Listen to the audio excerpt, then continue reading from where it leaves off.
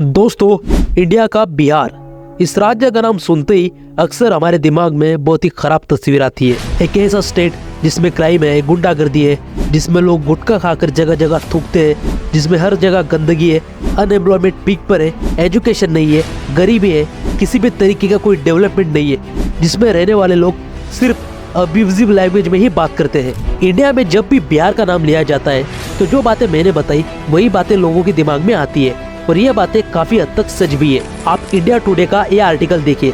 पिछले 9 महीनों के अंदर बिहार में 2406 मर्डर्स और 1106 रेप केसेस रिपोर्ट किए गए हैं। अगर इसे ट्रांसलेट किया जाए तो बिहार में हर दिन 9 मर्डर्स और 4 रेप हो रहे हैं। और एजुकेशन का हाल तो बिहार में और भी ज्यादा बुरा है, जिसके बारे में हम आगे बात करेंगे।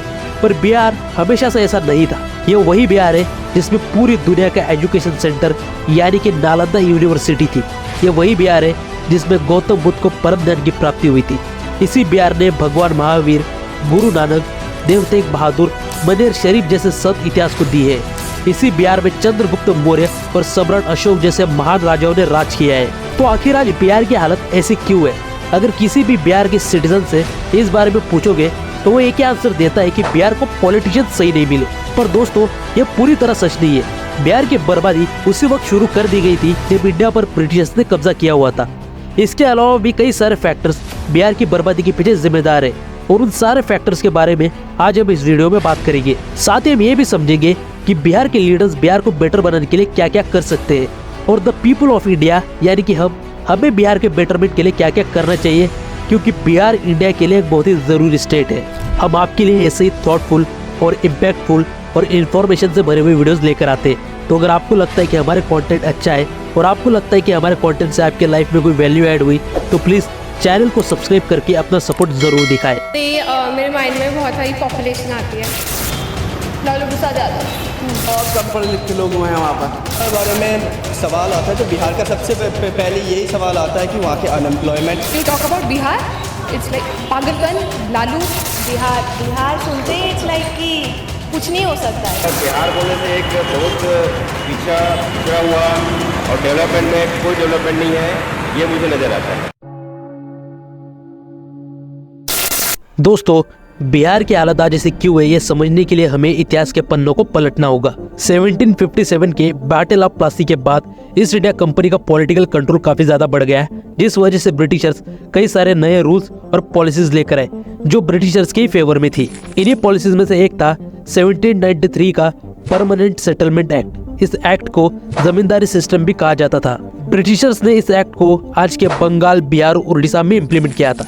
इस एक्ट को लाने के पीछे ब्रिटिशर्स का सीधा मकसद था इंडिया से ज्यादा टैक्स वसूल करना। उस टाइम पर main source of income Bihar में खेती बाड़ी थी, पर ईस्ट इंडिया कंपनी खुद को एक्सपेंड करने के लिए काफी ज्यादा डेस्परेट थी, और इसलिए यह कंपनी बहुत ही ज्यादा एग्रेसिवली काम कर रही थी। और क्योंकि बिहार में मेन सोर्स ऑफ इनकम खेती बाड़ी थी, इसलिए चाहते थे कि जो लैंड टैक्स है यानी कि जो पैसा खेती बाड़ी से आता है वो लगातार इंक्रीज होता रहे। और इस टाइम पर सबसे ज्यादा टैक्स बंगाल से ही आता था, और बंगाल के गवर्नर जनरल लॉर्ड कॉर्नवालिस ने इस बात को नोटिस कर लिया।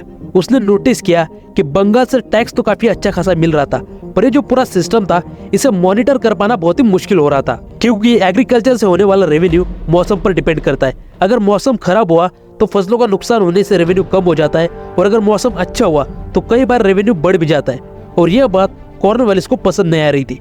वो एक फिक्स अमाउंट वसूल करना चाहता था। उसने इस बारे में बहुत ज्यादा सोचा और फाइनली वो एक कंक्लूजन पर पहुंचा कि जो टैक्स वसूल करने का काम है यह हमें जमींदार को दे देना चाहिए, जो पहले से ही मुगल अंपायर या फिर जो इंडिपेंडेंट किंगडम थे उनकी वसूली करते आ रहे थे। पर जैसे जैसे टाइम बीतता गया, एग्रीकल्चर से आने वाला टैक्स कम होता गया, और इसलिए 1793 में लॉर्ड कॉर्नवालिस ने ब्रिटिश परमानेंट सेटलमेंट एक्ट को लागू कर दिया। इस एक्ट में क्लियरली लिखा गया था कि 1793 के बाद जमींदार जितना भी टैक्स वसूल करेंगे उसमें से 90% ईस्ट इंडिया कंपनी को देना होगा, और इससे ईस्ट इंडिया कंपनी के लिए एक अमाउंट फिक्स हो गया। पर जैसा मैंने आपको बताया कि यहाँ पर एग्रीकल्चर उतना अच्छा नहीं चल रहा था, पर ईस्ट इंडिया कंपनी को इससे कोई लेना देना नहीं था। वो जमींदारों पर दबाव डालते और जमींदार किसानों पर दबाव डालते, और अगर किसान पैसा नहीं दे पाए तो फिर ब्रिटिशर्स उनके साथ मार पिटाई करते, और कई बार तो उन्हें जान से भी मार देते थे। ब्रिटिशर्स ने यहाँ पर एक डर का माहौल बना दिया था, इसलिए किसान अपनी जमीन इन जमींदारों के पास गिरवी रखकर इन्हीं से पैसा लेने लगे और उसी पैसे से टैक्स देने लगे। और अगर वो पैसा वो टाइम पर नहीं चुका पाते थे तो फिर उन्हें अपनी जमीन से हाथ धोना पड़ता था, और इसलिए किसान गरीब से गरीब होते गए और जो अमीर थे वो और अमीर होते गए। आज के टाइम पर यही जमींदार बिहार के पूरे पॉलिटिकल सिस्टम को कंट्रोल करते हैं, और बिहार की बर्बादी के पीछे एक रीजन यही लोग हैं।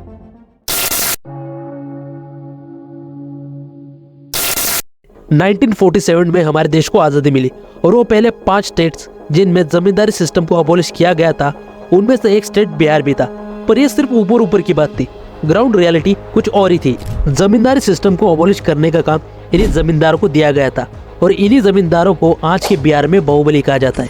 आप इन आर्टिकल्स को देखकर समझ सकते हैं कि बिहार में जितने भी क्राइम्स होते हैं मैक्सिमम क्राइम्स जमीन के लिए ही किए जाते हैं। आजादी के बाद इलेक्शन जीतने के लिए बूथ कैप्चरिंग होने लगी, लेकिन कोई भी नेता खुद जाकर बूथ कैप्चरिंग नहीं कर सकता था, तो इन नेताओं ने इन्हीं बाहुबलियों से मदद लेनी शुरू की कि बूथ कैप्चरिंग चालू हुई। अब जो नेता खुद जाके तो बूथ कैप्चर करेगा नहीं, तो बहुत सारे ऐसे स्ट्रॉन्ग मैन जो होते थे अलग अलग जगहों के गाँव के, वो ढूंढते थे और उनको जिम्मेदारी दे देते थे कि ये 10 गाँव के बूथ तुम्हें लूटने मेरे लिए, 10 गाँव के बूथ तुम्हें लूटने।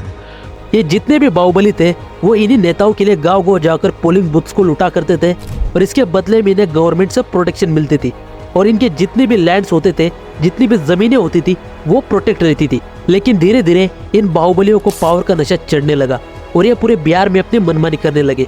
ये सब देखते हुए वो नेता जो इनकी मदद से ही राजनेता बने थे वो आगे चलकर इनके ही खिलाफ खड़े होने लगे। लेकिन बिहार में पावर इन्हीं बाहुबलियों के पास थी।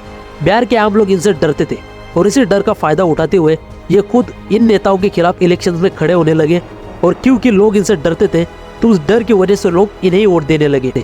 और इसी तरह धीरे धीरे इन बाहुबलियों ने बिहार की पूरी पॉलिटिक्स को कैप्चर कर लिया, और इसका खामियाजा बिहार के आम लोगों को भुगतना पड़ा। बिहार में कभी भी इंडस्ट्रियल रेवोल्यूशन नहीं आ पाया, क्योंकि बिहार में लॉ एंड ऑर्डर नाम की कोई चीज है ही नहीं। बड़े बड़े बिजनेसमैन भी बिहार में अपने पावर प्लांट्स लगाने से डरते, और इसलिए बिहार के लोग काफी बड़ी तादाद में दूसरे स्टेट्स में इमिग्रेशन कर लेते, और एजुकेशन का हाल तो बिहार में और भी ज्यादा बुरा है। दोस्तों, सबसे पहले आप ये वीडियो देखिए। वेडनेसडे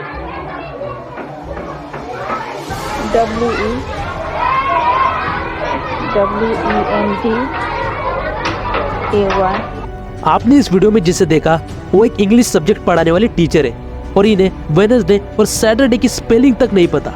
आगे जब इंटरव्यूअर ने इनसे जीके से रिलेटेड कुछ बेसिक से क्वेश्चंस पूछे तो उन क्वेश्चंस के आंसर भी ये टीचर नहीं दे पाई। और ये सिर्फ एक वीडियो नहीं है दोस्तों, अगर आप YouTube पर सर्च करोगे तो आपको ऐसे 200 से भी ज्यादा वीडियोस YouTube पर देखने को मिल जाएंगे।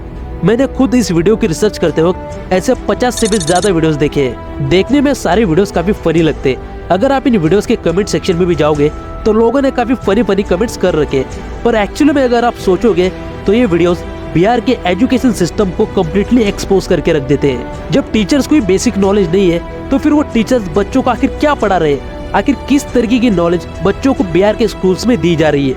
ये वीडियोस एक क्लियर प्रूफ है कि बिहार का एजुकेशन सिस्टम कितना ज्यादा करप्ट हो चुका है। लेकिन सिर्फ इतना ही नहीं दोस्तों, कई बार तो जब टीचर्स छुट्टी पर होते हैं तो उनकी जगह उनके रिलेटिव स्कूल में आ जाते हैं अटेंडेंस लगाने के लिए, और कई बार बिहार के ये टीचर्स 6-6 महीने की छुट्टी पर चले जाते हैं, और उनकी जगह उनके जो रिलेटिव्स होते हैं वही उनके अटेंडेंस स्कूल में लगाते रहते हैं। इसलिए बच्चों की पढ़ाई सही तरीके से नहीं हो पाती, और फिर जब एग्जाम नजदीक आते हैं तो बच्चे एग्जाम में चीट करना शुरू कर देते हैं। पिछले कुछ महीनों में हमने देखा है कि बिहार में पेपर लीक्स के कितने मामले सामने आए। एग्जाम में चीट करना और पेपर का लीक्स होना ये बिहार में एक आम बात हो चुकी है। ये बिहार की ऑफिशियल प्रेस रिलीज है जिसमें किस डिपार्टमेंट को कितना बजट दिया गया है उसका डेटा मेंशन किया गया है। इस रिपोर्ट में क्लियरली लिखा गया है कि 2023 और 24 में बिहार ने अपने बजट का 22% एजुकेशन पर स्पेंड किया है, और इसलिए बिहार उन स्टेट्स में नंबर 1 बन जाता है जो अपने बजट का सबसे ज्यादा हिस्सा एजुकेशन पर स्पेंड करते हैं। दूसरे नंबर पर इस टाइम केरल आता है जो अपने बजट का 15% से लेकर 17% तक एजुकेशन पर स्पेंड करता है। तो जब बजट का इतना बड़ा हिस्सा सिर्फ एजुकेशन डिपार्टमेंट को दिया जा रहा है तो स्कूल और कॉलेजेस का इंफ्रास्ट्रक्चर अच्छा होना चाहिए, टीचर्स टॉप लेवल के होने चाहिए, टीचर्स की सैलरी अच्छी होनी चाहिए, स्कूल और कॉलेजेस के जो क्लासरूम है वो बिल्कुल पॉश होने चाहिए। इसलिए जन जागरण शक्ति संगठन यानी JJSS ने 2023 जनवरी और फरवरी के बीच में बिहार के 81 गवर्नमेंट स्कूल्स के अंदर एक सर्वे कंडक्ट किया, जिसमें से कुछ स्कूल्स प्राइमरी थे तो कुछ अपर प्राइमरी थे। और इस सर्वे का जो रिजल्ट सामने आया वो लिटरली शॉक करने वाला था। JJSS के सर्वे के मुताबिक इन 81 स्कूल में से एक भी स्कूल RTE यानी कि राइट ऑफ एजुकेशन एक्ट के क्राइटेरिया को मैच ही नहीं कर पाया। जिस दिन सर्वे कंडक्ट किया गया उस दिन स्कूल में सिर्फ 20% स्टूडेंट्स ही आए हुए थे।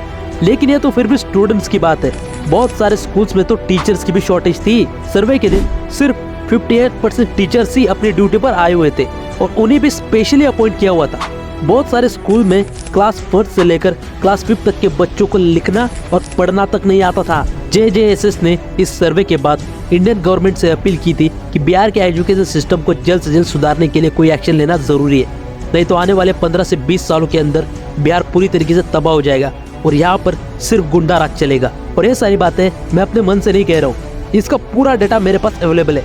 अगर आपको खुद से भी वेरीफाई करना है तो आप कमेंट करके मुझे बता दो, ये सारा डाटा मैं आपको वीडियो के डिस्क्रिप्शन में अवेलेबल करवा दूंगा। लेकिन गवर्नमेंट या फिर जो बिहार के पावरफुल लोग हैं, सिर्फ उन्हें ब्लेम करके कोई फायदा नहीं है। बिहार के आम लोग भी अपने स्टेट की तरफ कोई भी जिम्मेदारी नहीं निभाते। और यही होगा आज की हमारी इस वीडियो का लास्ट पॉइंट।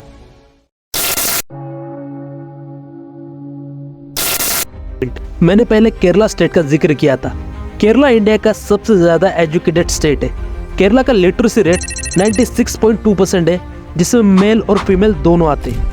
केरल ने एजुकेशन को हमेशा ही अपनी फर्स्ट प्रायोरिटी दी है। केरल में स्कूल्स और हायर एजुकेशनल यूनिवर्सिटीज का एक बहुत ही स्ट्रॉन्ग नेटवर्क है और यह सब इसलिए क्योंकि केरल में कास्ट बेस्ड पॉलिटिक्स नहीं होती है। वहीं पर अगर आप बिहार को केरल से कंपेयर करोगे तो बिहार का लिटरेसी रेट 61.8% है और फीमेल लिटरेसी रेट सिर्फ 51.5% है, जो इंडिया के दूसरे स्टेट्स के मुकाबले काफी कम है। और यह सब इसलिए क्योंकि यहाँ के लोग वोटिंग एजुकेशन या फिर डेवलपमेंट देखकर नहीं करते, बल्कि जो कैंडिडेट सामने खड़ा है उसकी कास्ट क्या है इस बेसिस पर वोटिंग की जाती है। फिर भले उस इंसान पर कितने भी क्रिमिनल केस चल रहे हो, भले उसने अपनी जिंदगी में एक भी अच्छा काम ना किया हो, लेकिन अगर वो मेजॉरिटी कास्ट का है तो फिर उसका जितना पक्का हो जाता है। और एक कास्ट बेस्ड पॉलिटिक्स ही बिहार की बर्बादी के पीछे सबसे बड़ी वजह है। और इस कास्ट बेस्ड पॉलिटिक्स के लिए जितनी बिहार के राजनेता जिम्मेदार है, उससे कई ज्यादा जिम्मेदार वहाँ के आम लोग हैं जो अपना वोट 200 रुपए से लेकर 500 रुपए की मामूली सी कीमत में बेच देते हैं। एक अल्कोहल की बोतल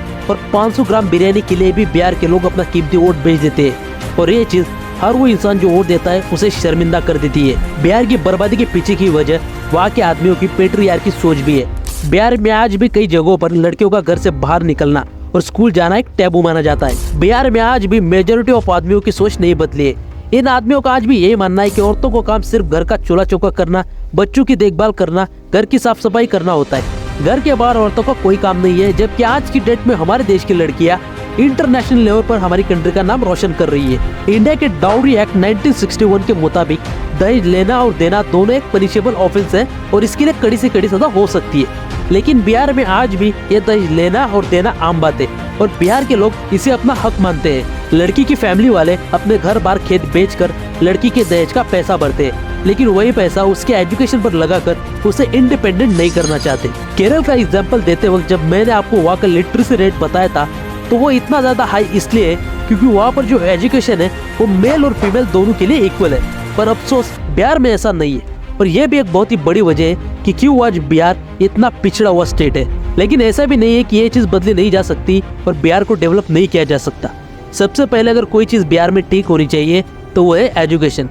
और नहीं, यहाँ पर मैं स्टूडेंट्स की बात बिल्कुल नहीं कर रहा हूँ, मैं बात कर रहा हूँ टीचर्स की। मैं ये नहीं कह रहा कि इन टीचर्स को जॉब से ही निकाल दो, लेकिन इन टीचर्स को एक अच्छी ट्रेनिंग की जरूरत है जिससे इन्हें समझ में आए कि एक्चुअली में टीचिंग की कैसे जाती है, ताकि ये बच्चों को सही तरीके से पढ़ा सके। बिहार के आदमियों को भी अपनी पेट्रियार्की सोच को छोड़ना पड़ेगा और लड़कियों को एजुकेट करने के लिए आगे आना पड़ेगा। और सबसे जरूरी पॉइंट, बिहार के लोगों को अपने लीडर्स को कास्ट के बेसिस पर चुनना छोड़ना पड़ेगा। कोई इंसान अगर एजुकेशन और डेवलपमेंट के बारे में बात करता है तो डजंट मैटर वो किस कास्ट का है, आपको उस इंसान को सपोर्ट करना चाहिए, तभी वो आपके स्टेट और आपके हालात सुधार पाएगा। जब आपके स्टेट के हालात सुधरेंगे तो आपके हालात सुधरेंगे और जब आपके हालात सुधरेंगे तो देश के हालात ऑटोमेटिकली सुधरेंगे और आप एक अच्छा लाइफस्टाइल जी पाएंगे। जब डेवलपमेंट होगा तो बिहार के लोगों को दूसरे स्टेट्स में जाकर जॉब्स करने की जरूरत नहीं पड़ेगी और इन कामों की शुरुआत हमें अपने आप से ही करनी होगी, हम यानी कि द पीपल ऑफ इंडिया। तो बस दोस्तों, आज की वीडियो में इतना ही। बिहार के डिस्ट्रक्शन के पीछे क्या क्या वजह है, इस बारे में हमने आज की इस वीडियो में बात की और साथ ही उसके सॉल्यूशन के ऊपर भी। तो अगर आपको वीडियो पसंद आया और आपको लगा कि इस वीडियो से आपकी लाइफ में कोई वैल्यू ऐड हुई, तो प्लीज इस वीडियो को एक लाइक करके चैनल को सब्सक्राइब जरूर कर लेना और इस वीडियो को अपने किसी एक दोस्त के साथ जरूर शेयर करना। मैं मिलता हूँ आपसे ऐसी एक और शानदार वीडियो के साथ, तब तक के लिए जय हिंद।